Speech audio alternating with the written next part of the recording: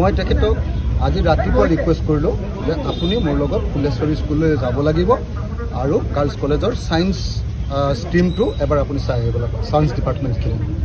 তেওঁ লগে লগে সন্মতি প্ৰকাশ কৰিলে আৰু লগে লগে তেওঁ আমাৰ ডিচিক ক'লে আৰু কোৱাৰ কাৰণে আজি আটাইতকৈ আচৰিত কথা, অসমৰ ইতিহাসত চাগে প্ৰথম ঘটনা যে এজন মুখ্যমন্ত্ৰীয়ে কঁকাললৈকে হোৱা পানীত যেনেকৈ মই ডুবি আছিলোঁ, মই যেনেকৈ ঘূৰি আছিলোঁ, আজি মুখ্যমন্ত্ৰীয়েও মোৰ লগতে আমি একেলগতে ফুলেশ্বৰী স্কুললৈ গুচি গ'লোঁ পানীত ডুবি।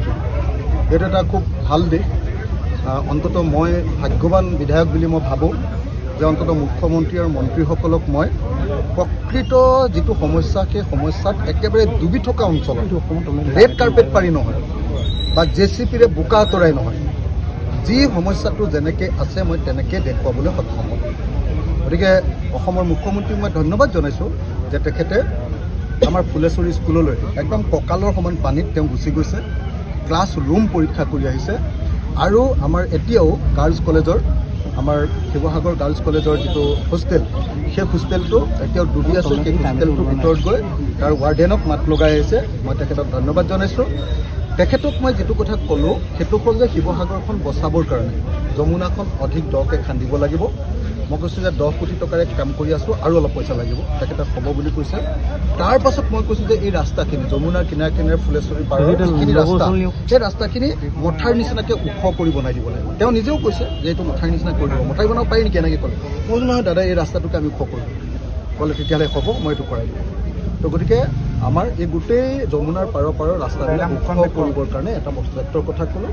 গোটেই নগৰখনৰ যে ৰাস্তা পদূলি ভাগি গ'ল, গাঁৱৰ ৰাস্তা পদূলিবিলাক ভাগি গ'ল, সেই সম্পৰ্কে মই ক'লোঁ। তেখেতে সন্মতি প্ৰকাশ কৰিছে।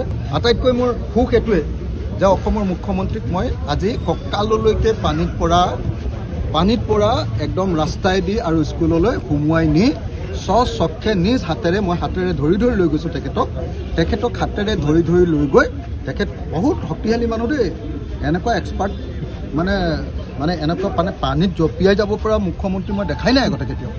এইটো বহুত ডাঙৰ কথা, এইটো মই একদম ক্ৰেডিট দিবই লাগিব। আৰু এইটো প্ৰথম ঘটনা ঘটিছে শিৱসাগৰত। গতিকে মোৰ কাৰণে এইটো এটা হিষ্ট্ৰী যে শিৱসাগৰৰ বানপানীৰ সময়ত অসমৰ মুখ্যমন্ত্ৰীয়ে কঁকাললৈকে পানী পৰা অৱস্থাত খোজকাঢ়ি গুচি গৈছে। এখন অসমৰ দ্বিতীয় মানে পুৰণি মহিলা শিক্ষানুষ্ঠান, নাৰী শিক্ষানুষ্ঠান, তাত গৈ তেখেতে নিজে ক্লাছৰুমৰ ভিতৰত গৈ চাইছিল। এইটো ডাঙৰ কথা। আৰু গাৰ্লছ কলেজৰ এই যিটো হোষ্টেল, এই হোষ্টেলটো মই কৈছোঁ যে আপুনি বনাই দিবই লাগিব। তেখেতে কৈছে মই কৰি দিম।